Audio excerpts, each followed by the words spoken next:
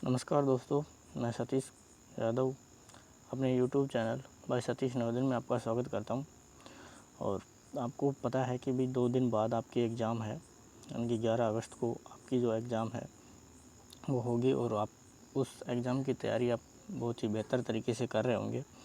तो आज मैं आपको जो पीछे जो एग्ज़ाम हुई थी 2020 में, उस एग्ज़ाम का जो मैथ का जो पेपर है उसको सोल्व करवाने जा रहा हूँ, ताकि आपको थोड़ा सा आइडिया लगेगा कि एग्ज़ाम में किस प्रकार के क्वेश्चन पुटअप होते हैं। तो आप उसी के अकॉर्डिंग आप तैयार होके वेल प्रिपेयर होके जाएं और डू बेटर, अच्छा करें, ताकि आपकी जो सिलेक्शन होने के चांस हैं वो ज़्यादा रहें। और आप हमारे चैनल से जुड़े हुए हैं तो आप कमेंट में अपना नाम और अपनी जो भी जगह है उस जगह का नाम लिख कर कमेंट ज़रूर करें, ताकि हमें भी पता लगे कि भाई आप कहाँ से हैं और हमारे चैनल से जुड़े हुए हैं। तो आज हम जो 2020 का जो मैथ का जो पेपर हुआ था उसको सोल्व करने जा रहे हैं। तो उससे पहले आपके एग्ज़ाम के लिए मैं पहले से ही आपको बेस्ट ऑफ लक और शुभकामनाएं देता हूँ कि आपका पेपर है बहुत अच्छा हो। तो अपन अब चल रहे हैं क्वेश्चन की तरफ। तो फर्स्ट क्वेश्चन ये आया था, कह रहा था कि अमित ने एक मेज़ 1200 रुपये में ख़रीद कर इसकी मरम्मत पर 200 रुपये व्यय कर किए, फिर उसको 16 यानी कि 1680 रुपये में बेच दी, तो उसका प्रतिशत लाभ या हानि, लाभ हुई या हानि हुई है ये पूछ रहा है। तो लाभ हानि आपने पढ़ी थी, तो आप हमारे चैनल पे जाके लाभ हानि के जो क्वेश्चन जो एक्सरसाइज थी वो आप देख सकते हैं। तो यहाँ पे भाई उसने 1200 रुपये में ख़रीदी, ठीक है। तो ये क्या हुआ, क्रय मूल्य हुआ, क्या हुआ, क्रय मूल्य। लेकिन 200 रुपये उसको मरम्मत यानी कि उसको ठीक कराने के लिए लगा दिए, तो 200 रुपये भी उसी ने खर्च किए हैं, ठीक है। तो अब ये जो वस्तु है उसका जो क्रय मूल्य है वो कितना हो गया, 1400 रुपये, ठीक है, यानी कि 1400 रुपये हो गया। अब उसने बेची है कितने में, 1680 में। तो भाई ज़्यादा रुपए में बेच रहा है, तो ये तो अपन को पता चल गया भाई लाभ हो रहा है, ठीक है। अब लाभ कितना का हुआ है भाई, जो विक्रय मूल्य है 1680, उसमें से अगर मैं 1400 रुपये घटा दूँ, ठीक है, 08 और 2 यानी कि 280 रुपये का लाभ हो रहा है, ठीक है। तो लाभ हो रहा है तो लाभ प्रतिशत पूछा है, ठीक है। तो लाभ प्रतिशत का जो फॉर्मूला था वो था लाभ हो रहा है भाई 280 का बटे क्रय मूल्य है हमारे पास 1400 रुपये और प्रतिशत है तो गुणा 100, ठीक है। इस 2 जीरो से ये 2 जीरो कैंसिल, 14 एकम 14, 14 दूनी 28 और ये 0 20, 20 गुणा 1 यानी कि 20% क्या हो रहा है, लाभ हो रहा है। तो 20% जो लाभ है वो अपना है डी में, तो डी अपना क्या होगा, आंसर सही होगा। तो ये लाभ हानि का क्वेश्चन था और लाभ हानि अपने पढ़ी थी, एक्सरसाइज की थी पूरी लाभ हानि की। तो ये क्वेश्चन अपने किए हुए हैं। अब नेक्स्ट क्वेश्चन पे चल रहे हैं अपन। दूसरा क्वेश्चन कह रहा है भाई 140.75 इंटू 0.01, ठीक है। भाई एक बार के लिए मैं इस दशमलव को भूल जाऊं, ठीक है। तो ये संख्या है वो क्या हो गई कि भाई 14,075 और ये इधर होगी 001 मतलब 1। जब 14,075 को मैं 1 से गुणा करूँगा तो संख्या तो यही आएगी, ठीक है। भाई किसी भी संख्या को अगर मैं 1 से गुणा करता हूँ तो वही संख्या आएगी। अब बात रही दशमलव की, दशमलव लगाने की, तो देखो यहाँ पे 2 अंक छोड़ के दशमलव था और यहाँ पे भी 2 अंक छोड़ के था, यानी कि 4 अंक छोड़ के दशमलव लगाना है। तो 1 2 3 4 यानी कि दशमलव लगेगा यहाँ पे, तो 1.4075। तो ये आंसर आ रहा है अपना सी में। तो सी अपना क्या होगा, सही उत्तर होगा। देखो दोस्तों कितना सिंपल क्वेश्चन है सिंप्लीफिकेशन का। तो ऐसे क्वेश्चन सिंपल भी आएंगे, हार्ड भी आएंगे, यानी कि मिक्स क्वेश्चन आएंगे। तो आपको बहुत ही अच्छी तरीके से करना है। नेक्स्ट क्वेश्चन देखिए, नेक्स्ट क्वेश्चन बहुत ही अच्छा क्वेश्चन है, घुमाने वाला। कह रहा है कि पक्षियों के एक झुंड के एक चौथाई पक्षी नदी के किनारे, ठीक है। भाई एक पक्षियों का झुंड है, तो उसमें झुंड को मान लेता हूँ भाई, उसमें एक्स पक्षी है, ठीक है। अब ये कह रहा है कि झुंड के एक चौथाई, यानी कि इसका 1/4 करूँगा मैं, एक्स का 1/4। भाई देखो एक्स का 1/4, तो x/4 आएगा कि नहीं आएगा, ठीक है। ऐसे ही कह रहा है फिर, तथा झुंड के 1/5 भाग के पक्षी अपने घोंसले में है, ठीक है। घोंसले में कितने हैं, जो झुंड के 1/5, तो उसका भी क्या हो जाएगा, x/5, ठीक है। झुंड का तो झुंड x था, तो x का 1/5 x/5।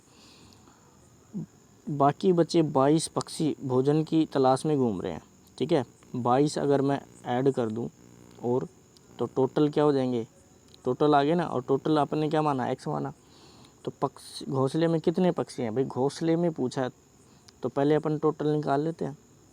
भाई यहाँ पे अगर मैं बटे 1 कर दूँ, भाई 22/1, तो यहाँ पे लघुत्तम आएगा, लैस अपन निकालेंगे, वो आएगा अपना 20। भाई 5 का और 4 का अगर मैं लैस लूँगा तो 20 आएगा। 4 का भाग अगर इसमें देता हूँ मैं, 5 बार जाएगा, तो यानी कि आ जाएगा 5x प्लस 5 का भाग 20 में दूँगा 4 बार जाएगा, 4 को x से गुणा करूँगा तो 4x प्लस 1 का भाग दूँगा 20 में 20 बार जाएगा, और 20 को 22 से अगर मैं गुणा करता हूँ तो 22 दूनी 44 और 1 0, ठीक है, और बराबर x, ठीक। इतनी बात आपको समझ में आई होगी। अब भाई 5x और प्लस 4x कितने हो गए,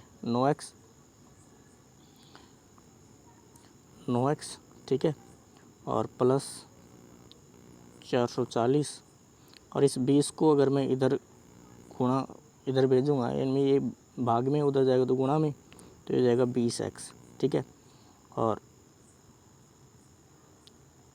9x को मैं उधर भेजूँगा,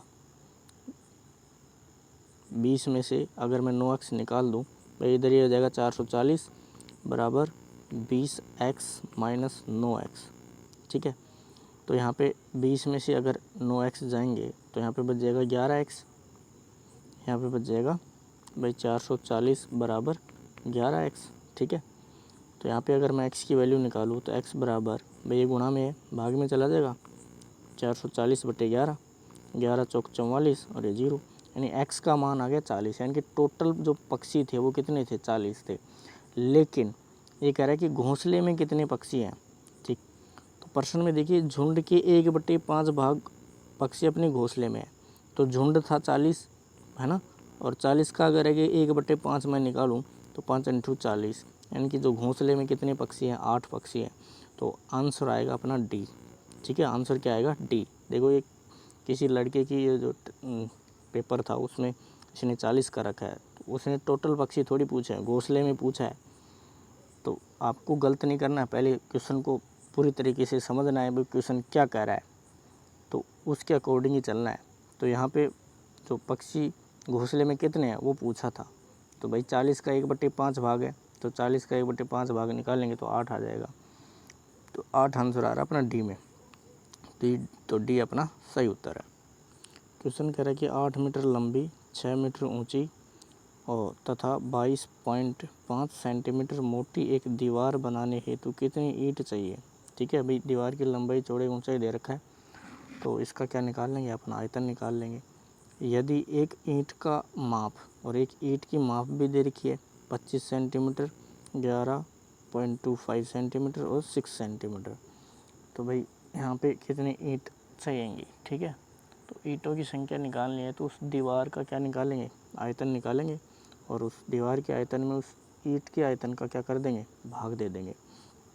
तो पहले तो अपन को ये देखना है कि भाई यहाँ पे जो अपन को जो लंबाई चौड़ाई और ऊंचाई दे रखी है वो यहाँ पे देखिए अलग अलग है, यानी कि यहाँ पे तो 1 मीटर में दे दी, यहाँ पे मीटर में दे दी, ये सेंटीमीटर में है, और इस ईंट की सभी सेंटीमीटर में है।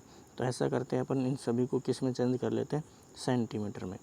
तो सेंटीमीटर में चेंज करेंगे तो देखिए क्या आएगा हमारे पास में, भाई देखो 8 मीटर, 1 मीटर में 100 सेंटीमीटर होते हैं, तो 8 में हो जाएंगे कितने, 800, गुणा 6 में 600, और गुणा ये पहले से है ही आपकी, ठीक है। तो ये क्या हो गया, उसका आयतन, और उस आयतन में इस ईंट के आयतन का भाग दे देंगे। तो ईंट का आयतन भाई 25 गुणा 11.25 गुणा 6, ठीक है। अब सारे सेंटीमीटर में हो गए। तो यहाँ पे अगर मैं इसको काटना चाहूँ तो काट भी सकता हूँ भाई, छोटे छोटे पहाड़े से भी अपन काट सकते हैं और बड़े से भी। तो यहाँ पे देखो, मैं अगर इसको उठाता हूँ तो नीचे आएगी 1 0, यानी कि भाई इस दशमलव उठाया तो यहाँ पे 1 और इस 5 के लिए 0। अगर इसका मैं दशमलव उठाता हूँ तो ऊपर क्या आ जाएगा 1, और ये 2 डिजिट थे तो 2 0, 2 अंक थे, तो ठीक है। अब काटना अपना क्या होगा, आसान होगा भाई। इसको अगर मैं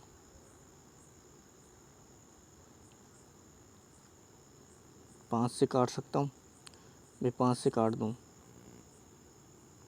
5 25, 5 से ये भी कट रहा है भाई, 5 एकम 5 बच गया 1, 5 दूनी 10 और ये 0 120। फिर 5 से कट रहा है भाई, 5 एकम 5, फिर इसको 5 को काट दूँ, 5 दूनी 10, फिर 2 बच गया, 5 चौक 20, ठीक है। और इसको मैं 6 से काट दूँ, 6 चौका 24, 4 आ गया। और इस 0 से ये 0 कैंसिल हो गई, ठीक है। अब यहाँ पे मैं 5 से काट दूँ, फिर 5 दूनी 10 बच गया 1, फिर 5 दूनी 10 और फिर 5 25,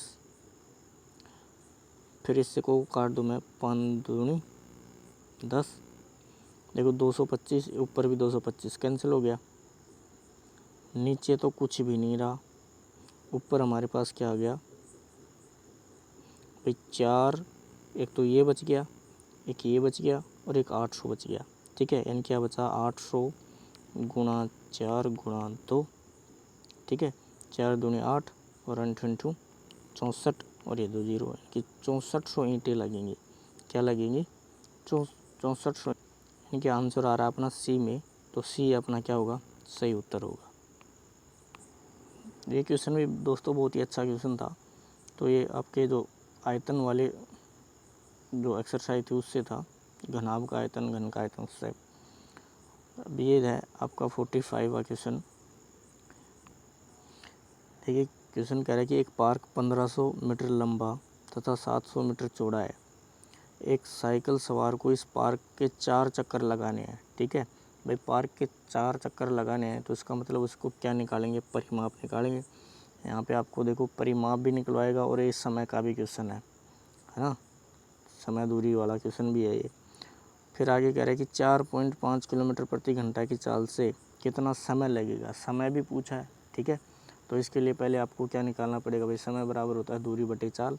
चाल तो अपन को दे रखी है, लेकिन दूरी निकालनी है। दूरी निकालने के लिए भाई क्या निकालेंगे, इसका परिमाप निकालेंगे। तो परिमाप निकालेंगे तो भैया ये क्या है भाई, लंबाई भी अलग है, चौड़ाई भी अलग है, क्या आएगा आयताकार हो गया ये। तो आयत का जो परिमाप होता है वो होता है 2 गुणा लंबाई प्लस चौड़ाई, ठीक है। तो ये आएगा 1 चक्कर का। तो भाई 1500 प्लस 750, अगर मैं इनको जोड़ूँ तो ये आ जाएगा 2250, ठीक है। कितना 2250, 2250, ये आ गया कितना 2250।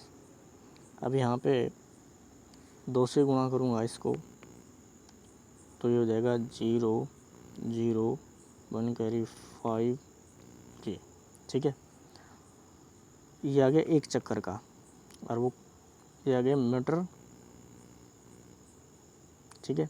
1 चक्कर आ गया, 4 चक्कर लगाना चाह रहा है वो, 4 चक्कर लगाएगा तो 4 से और गुणा कर दो इसको, 0 0 20 की बिंदु से लेकर 2, 4 चौक 16 और 2 18, इतने मीटर आ गई दूरी, ठीक है। दूरी क्या आ गई, मीटर आ गई, इतने 18,000 मीटर।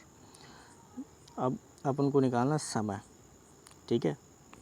इस समय बराबर होता है क्या, दूरी बटे चाल, ठीक है।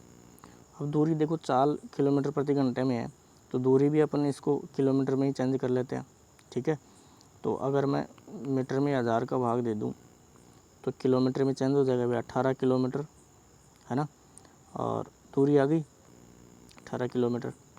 तो अब इस फॉर्मूले में रखेंगे, समय निकालना है भाई, दूरी आ गई हमारे पास 18 और चाल आ गई कितनी, ये दे रखी है 4.5, ठीक है, कितनी 4.5, 20 उठाऊँगा ऊपर 0।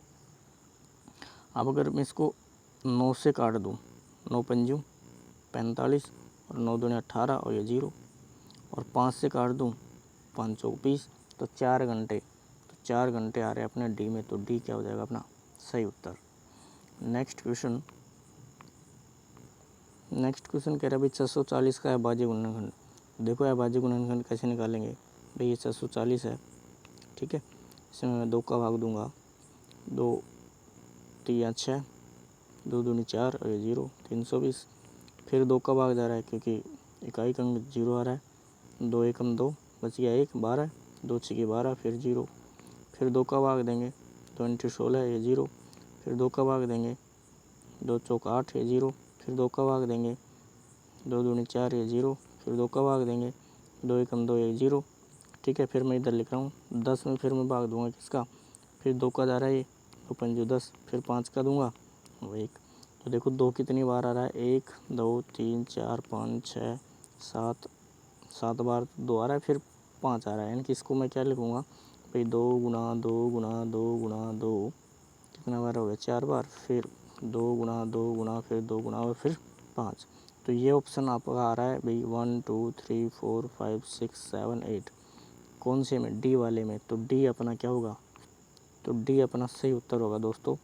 तो ये क्वेश्चन था आपका अभाज्य गुणनखंड से, यानी कि नेक्स्ट क्वेश्चन, एक वर्ग और एक आयत के परिमाप क्या है, समान है, यदि वर्ग की भुजा 16 है और आयत की लंबाई 18 है तो आयत की चौड़ाई निकालो, ठीक है भाई। इधर मैं कह रहा हूँ कि भाई वर्ग का परिमाप बराबर है, तो वर्ग का परिमाप क्या होता है भाई 4 गुना भुजा, ठीक है, और आयत का परिमाप भी बराबर है, और आयत का परिमाप क्या होता है 2 गुना लंबाई प्लस चौड़ाई, ठीक है। अब इधर वर्ग की भुजा दे रखी है 16, तो 4 गुना भुजा यानी 16, ठीक है, और इधर 2 गुना लंबाई दे रखी है आयत की 18 प्लस चौड़ाई, ठीक है।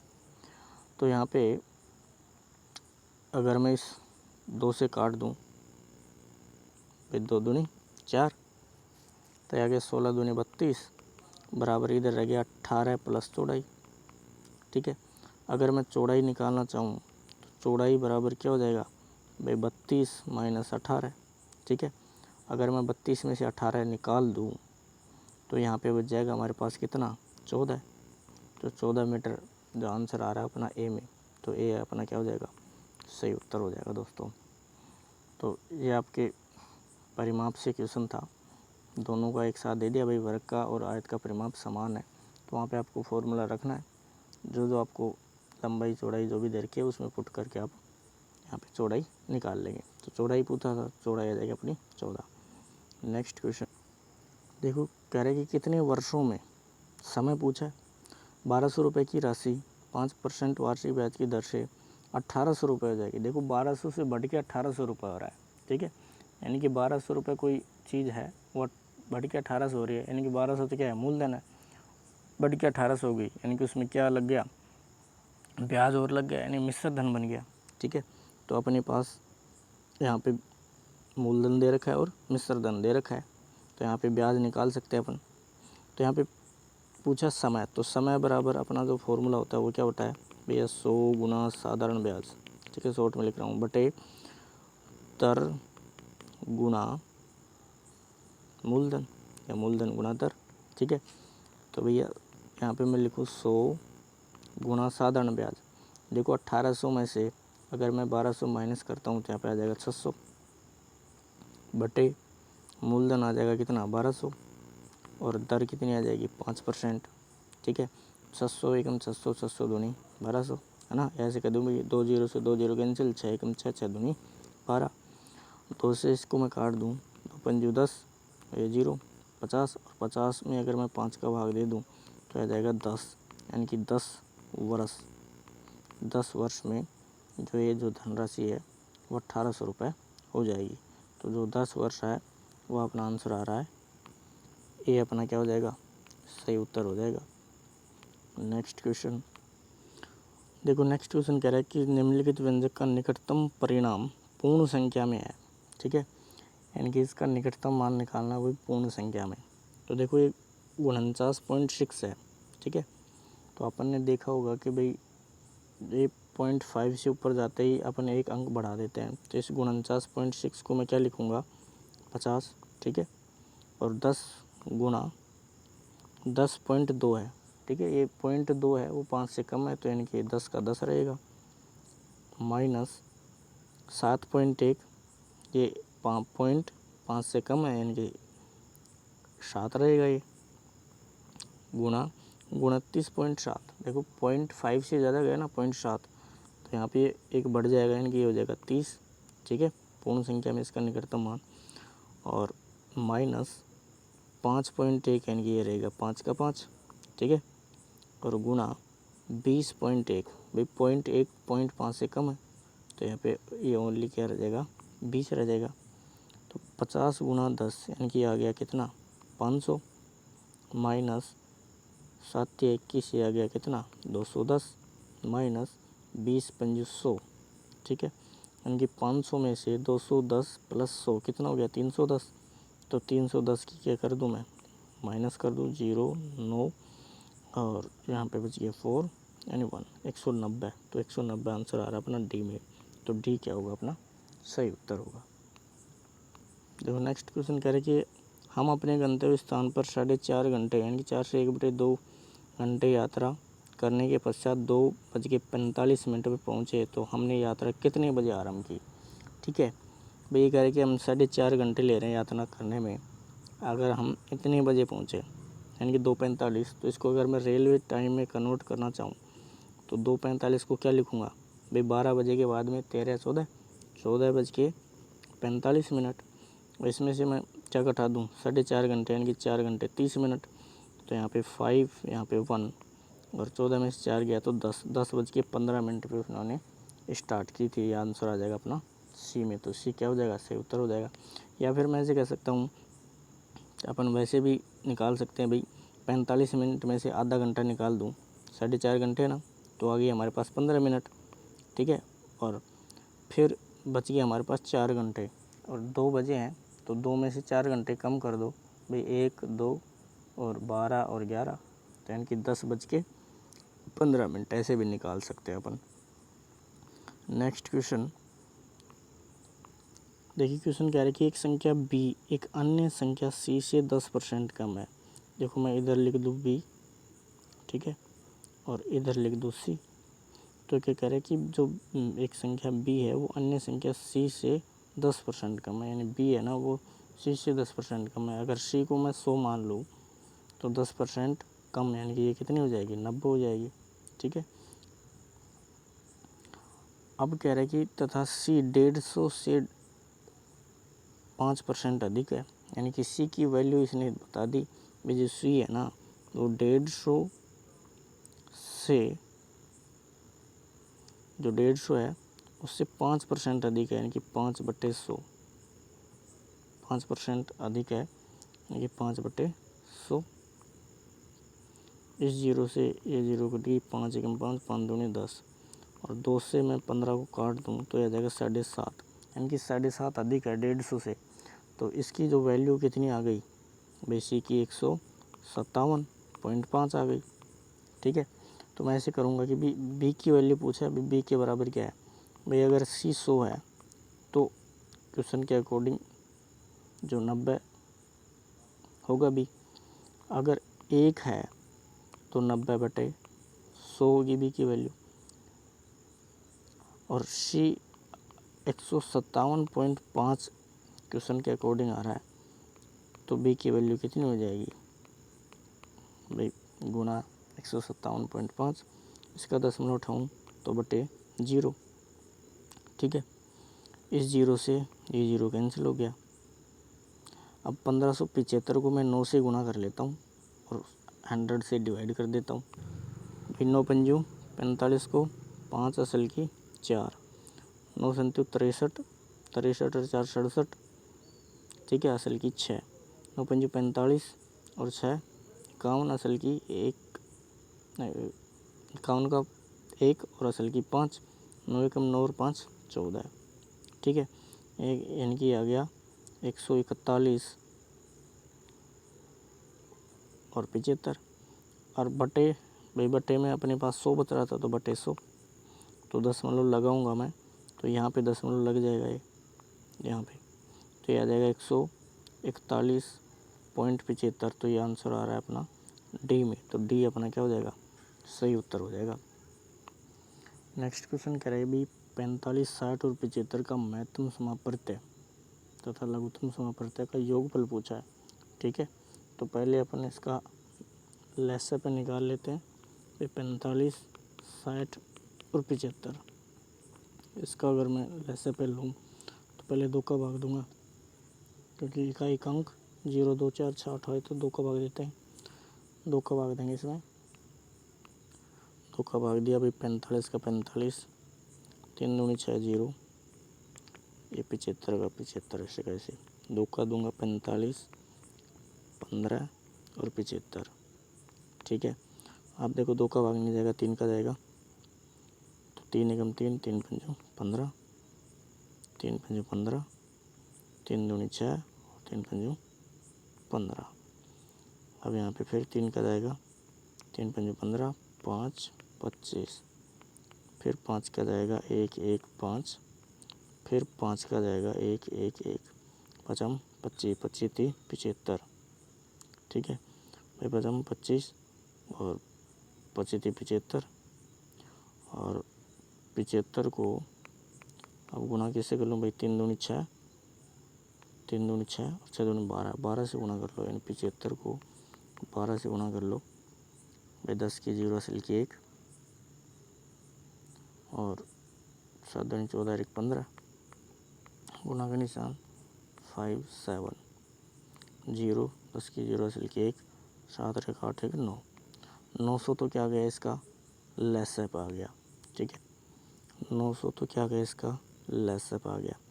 मैस और निकाल लेते हैं मेरे दोस्तों। यहाँ पे 45 का भाग किस में दे दें, 60 में दे दें, लसाअ पे मैस पे अगर आपको नहीं निकालना तो आप मेरे चैनल पे जो वीडियो है लसाअ पे मैस की एक एक्सरसाइज है वो आप देख सकते हैं। तो यहाँ पे 45 का भाग दूंगा मैं, 45 एकम 45, ठीक है, कितना बच गया 15, 15 का भाग दे दूँ किस में 45 में, 15 × 45, तो यानी कि यहाँ पे भाग कंप्लीट किसका जा रहा है 15 का। अब इस 15 का भाग अगर मैं किस में दूंगा, एक ये भी तो बच गया हमारे पास 75, तो 15 पर 75, ठीक है, यानी लास्ट में भाग किसका जा रहा है 15 का, यानी कि मैसअ पे क्या है 15, भाई लसाअ आ गया था हमारे पास 900 और मैसअ आ गया 15, इनका क्या पूछा था, योगफल ही पूछा था 915, तो 915 अपना आंसर आ रहा है वो कौन से में आ रहा है, सी में, तो सी अपना क्या हो जाएगा, सही उत्तर हो जाएगा, सी अपना क्या हो जाएगा, सही उत्तर हो जाएगा। नेक्स्ट क्वेश्चन कह रहा है कि भी 0.9 डिवाइड 0.3 गुणा 0.3, ऐसे लिख सकते हैं इसको, ठीक है भाई। एक बार के लिए मैं इन दशमलव को भूल जाऊँ, 3 गुणा 3 कितना होता है, 9 ही तो होता है, 0.9 ये तो ऊपर ऐसे कैसे, नीचे भी 9 आया, लेकिन दशमलव भैया 1 और 2 अंक लगा के छोड़ के दशमलव लगाना है, तो 1 2 अंक छोड़ के यहाँ पे दशमलव लगा दिया मैंने।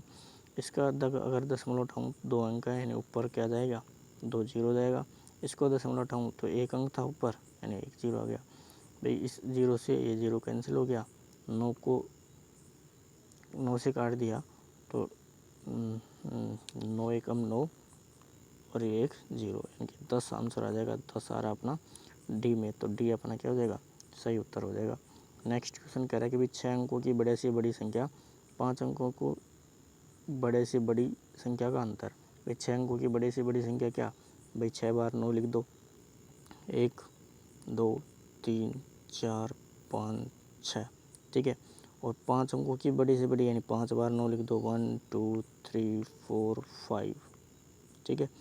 अब इसमें पूछा क्या है अंतर, यानी कि बाकी कर दो 0 0 0 0 0 और 9, ठीक है, तो ये आंसर आ रहा है अपना, देख लो भाई 9 के 5 जीरो, तो 9 के 5 जीरो अपना आंसर आ रहा है डी में। तो आंसर आ रहा है अपना डी में, तो डी अपना क्या हो जाएगा, सही उत्तर हो जाएगा। डी अपना सही उत्तर हो जाएगा। नेक्स्ट क्वेश्चन, 7 अंकों की बड़े से बड़ी संख्या, भाई 7 अंकों की 7 9 1 2 3 4 5 6 और 7। 4 अंक की छोटी से छोटी संख्या, 4 अंकों की भैया 1 के 3 जीरो, 1 2 3, ये 4 अंक की छोटी से छोटी संख्या हो गई। अंतर पूछा है, बाकी कर दो, ठीक है। 9 9 9, यहाँ पे 8, ये 9 9 9, ठीक है। तो ये आंसर अपना मिल रहा है कौन से में, डी में, तो डी क्या हो जाएगा, सही उत्तर हो जाएगा। नेक्स्ट क्वेश्चन, 175 ग्राम के 10% यानी 10% को अगर उठाऊँगा तो बटे 100 का मतलब होता है गुना 5%, ठीक है।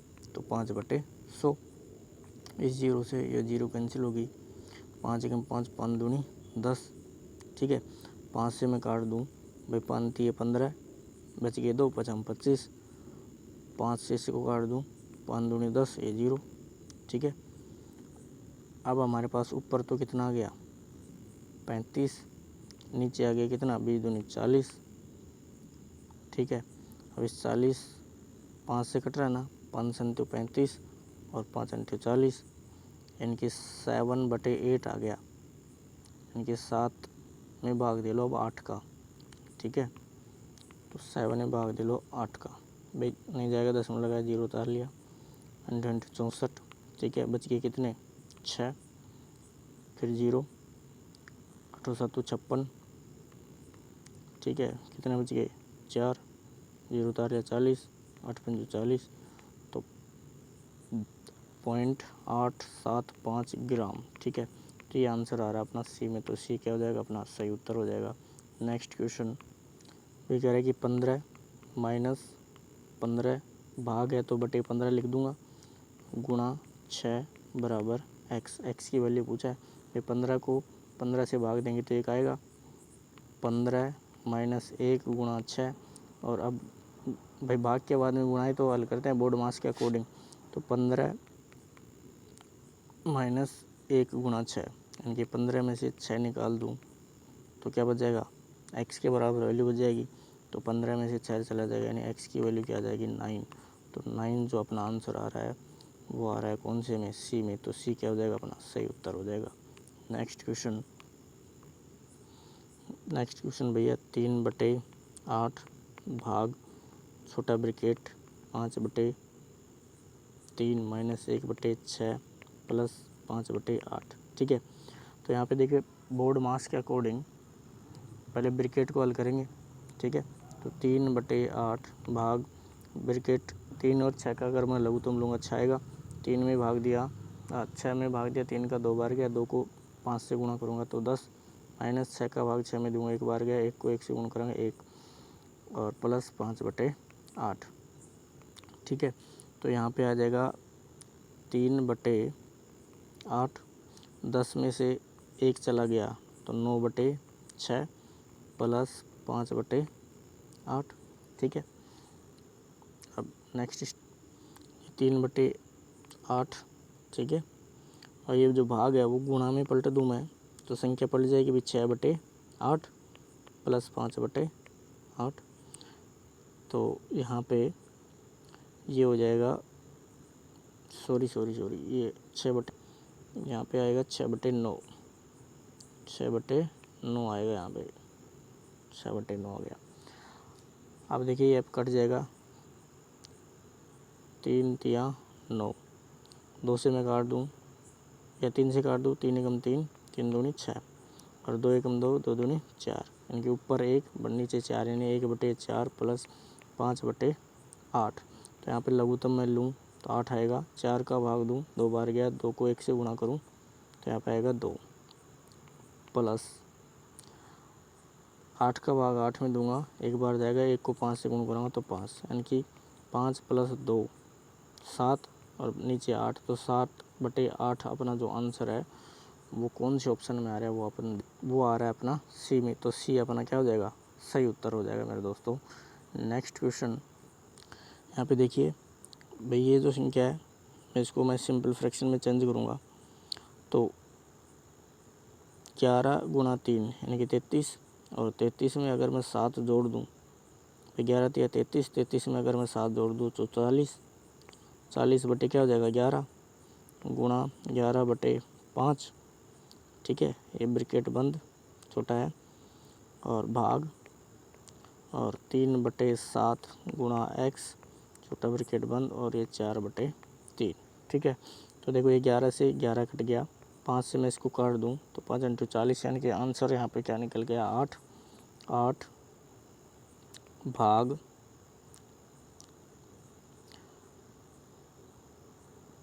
3 बटे 7 गुणा x, यानी कि x से गुणा करूँगा तो ये हो जाएगा 3x बटे 7 बराबर 4 बटे 3, ठीक है। नेक्स्ट स्टेप देख, ये हो जाएगा 8 बटे 1 कर सकता हूँ, ठीक है, कोई फ़र्क नहीं पड़ेगा। इस जो भाग है इसको मैं गुणा में चेंज कर दूँ तो ये संख्या पलट जाएगी, यानी 7 बटे 3x हो जाएगा, ये बराबर हमारे पास आ जाएगा 4 बटे 3, ठीक है। तो यहाँ पे भाई मैं बराबर साइन के दोनों तरफ एक बराबर पहाड़ी से काट सकता हूँ भाई, 4 एकम 4 और 4 दूनी 8, ठीक है। और इधर 3 से 3 कट जाएगा भाई, 3 एकम 3, 3 एकम 3, तो यहाँ पे तो हो गया 7 गुणा 2 यानी कि 14, ठीक है, और बटे x, और इधर रह गया हमारे पास 4 से 4 एकम 4 और इधर 3 यानी 1 बच गया। अगर मैं इधर x से गुणा कर दूँ इस 1 को तो x बराबर क्या आ गया 14 आ गया। तो 14 आंसर आ रहा है अपना कौन सा, 14 आंसर आ बी में। तो बी अपना क्या हो जाएगा, सही उत्तर हो जाएगा। नेक्स्ट क्वेश्चन कह रहे हैं कि निम्नलिखित में से कौन सा 25 के बराबर नहीं है, ठीक है। अपन को 4 ऑप्शन दिए गए हैं और कौन सा 25 के बराबर नहीं है वो देखना है। भाई देखो फर्स्ट की बात करें, 50 माइनस 100 में अगर मैं 4 का भाग दूँ, ठीक है भाई 25 चौक 100, तो 25 आएगा कि नहीं आएगा। तो 50 में से अगर मैं 25 माइनस कर दूँ तो आंसर आ रहा है 25, तो ये तो बराबर है, ठीक है। नेक्स्ट में 20 प्लस 20 में अगर मैं 4 का भाग दे दूँ तो 4 पंजे 20, 5, तो 20 प्लस 5 ये भी 25 आ रहा है, ठीक है। और इधर भाई 10 और ये भी 10, कितना हो गया 10 प्लस 10 20, प्लस 10 में से 5 कम कर दूँ तो 5 ही बच जाएगा, तो 20 प्लस 5 ये भी 25 आ रहा है। तो एक ऑप्शन बच गया जो अपना नहीं आ रहा, तो ये अपना आंसर हो जाएगा डी, ठीक है दोस्तों। तो ये कुछ क्वेश्चन थे आपके 2020 की, जो पिछले साल पेपर हुआ था, और ऐसा ही पेपर अब आपको 2 दिन बाद देखने को मिलेगा।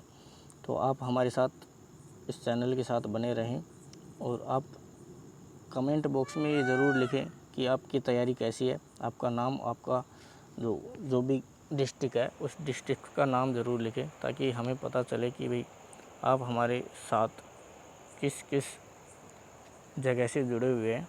और आपकी जो एग्ज़ाम है वो 11 तारीख को है, 2 दिन शेष हैं, और आप आपकी तैयारी को बहुत ही अच्छी तरीके से, बेटर तरीके से जारी रखें। 2 दिन में आप क्या क्या करें, एक तो आप जो भी सूत्र हैं, आपके जितने भी फॉर्मूले हैं, सूत्र हैं मैथ के, उनको ज़रूर देख के जाएं, क्योंकि आपको आयत से, वर्ग से यानी कि क्षेत्रफल से, समय चाल दूरी से, साधारण ब्याज से, है ना, लैसा पै मैसा पै से, एक इनसे सभी से क्वेश्चन आपको देखने को मिलेंगे, और एक ग्राफ से और एक चित्रालेख से भी आपको एक क्वेश्चन देखने को मिलेगा। तो आप अपनी तैयारी को जारी रखिए, 2 दिन और हैं, तो उसमें आप ये चीज़ ज़रूर देखें, आपके जो भी सूत्र हैं उनको देख के जाएं, ताकि आप मैथ में एक भी क्वेश्चन गलत न कर सकें। और अभी भी अगर आपने जो भी एक्सरसाइज नहीं देखी है तो उसकी जो वीडियो है वो इस वीडियो के लिंक के डिस्क्रिप्शन में मैं डाल दूँगा, ताकि आप उसको देख सकें, और 2 दिन में आप और भी बहुत अच्छा कर सकते हैं। जो भी टॉपिक आपका छूटा हुआ है तो 2 दिन में आप उन सभी वीडियो को देख सकते हैं। छोटी छोटी वीडियो हैं, ज़्यादा लंबी भी नहीं है। तो आपकी एग्ज़ाम के लिए मेरी तरफ से आपको best of luck, thank you. और आपका जब पेपर हो जाएगा तो उसके लिए सटीक आंसर यानी पूरे पेपर की जो आंसर की है वो इस यूट्यूब चैनल पे आपको सबसे पहले देखने को मिलेगी। तो इस कारण से आप इस चैनल को सब्सक्राइब करें और अपने दोस्तों को भी बताएं।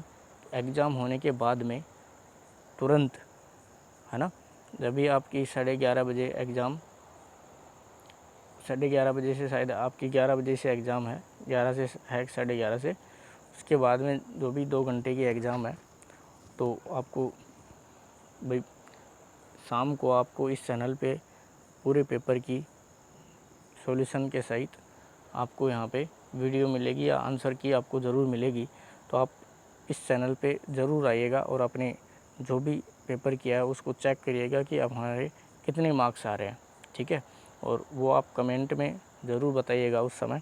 तो मैं आपको सबसे पहले आपकी जो पेपर है उसकी आंसर की लेके आऊँगा और आपके पेपर के लिए एक बार फिर से मेरी तरफ से आपको best of luck, thank you.